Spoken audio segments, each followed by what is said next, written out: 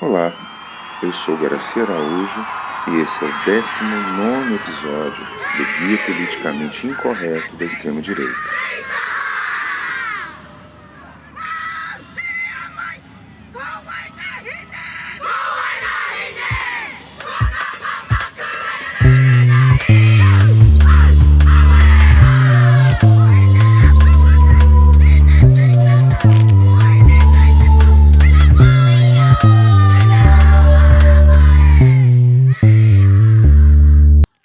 Hoje eu quero dar continuidade a um assunto que eu já comecei a abordar ontem.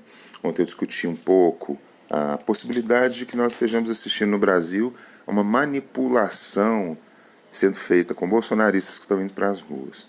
Hoje eu decidi amplificar um pouco esse tema e falar do que é o quadro maior do que eu estava observando ontem. Eu queria falar com vocês um pouco hoje sobre os estilos e estratégias de guerra cultural que são sugeridos e adotados no universo das novas extremo-direitas. Ou seja, o que nós assistimos hoje é um tipo de extremismo de direita que é distinto, que é diferente daqueles que a gente já viu antes, e que tem uma característica importante, que é a adoção de um modelo de ação, de estratégia, que nós podemos chamar de o modelo da guerra cultural. O que é a guerra cultural?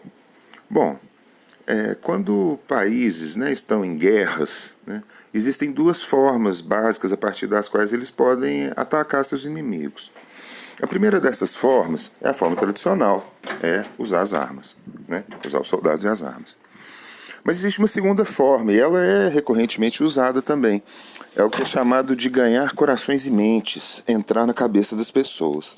Nós sabemos que, por exemplo, na época do nazismo, quando os norte-americanos combatiam os alemães, que os nazistas jogavam nos lugares onde estavam os soldados americanos panfletos.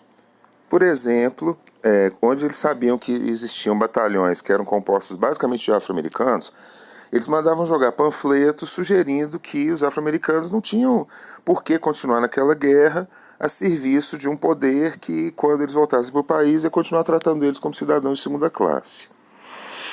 Bom, a verdade é que o uso de recursos informacionais, da tentativa de plantar no outro lado, ou plantar simplesmente na sociedade uma certa versão das coisas, isso tudo tem a ver com uma estratégia na qual você pretende ganhar, vencer, obter vantagem a partir do convencimento, a partir da tentativa de envolver as pessoas numa narrativa e, nesse sentido, usam-se todos os recursos possíveis para isso. Isso é uma guerra cultural, a tentativa de impor uma narrativa e de tornar essa narrativa imposta uma narrativa politicamente atuante capaz de gerar efeitos.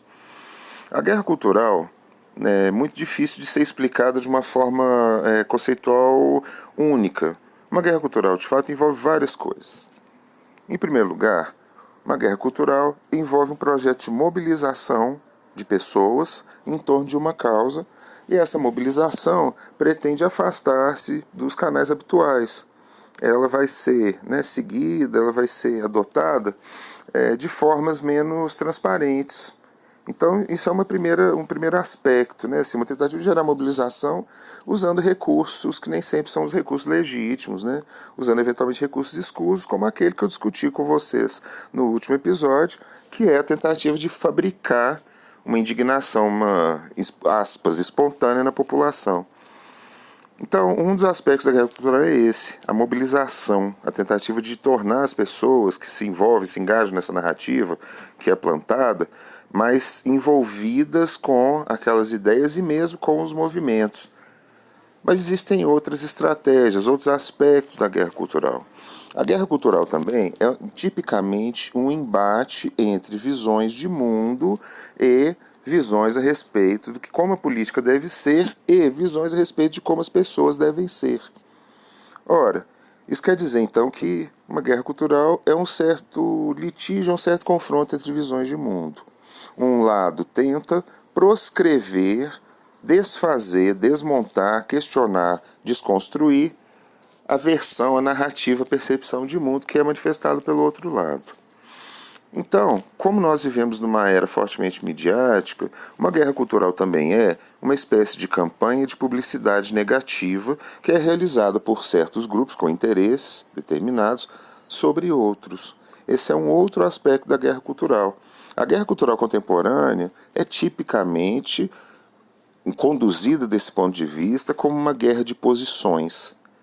Ou seja, o que é feito é menos uma tentativa de, aspas, ganhar um mercado eleitoral e mais uma tentativa de ampliar participação e papel em mercados eleitorais, utilizando recursos que não são claramente expostos, do tipo, publicidade disfarçada de gente engajada, você põe um monte de gente, que são contas falsas, por exemplo, na internet, para abonar uma determinada publicação e torná-la publicitariamente mais viável e capaz de atingir mais gente.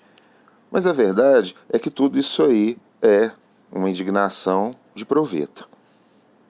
Bom dia.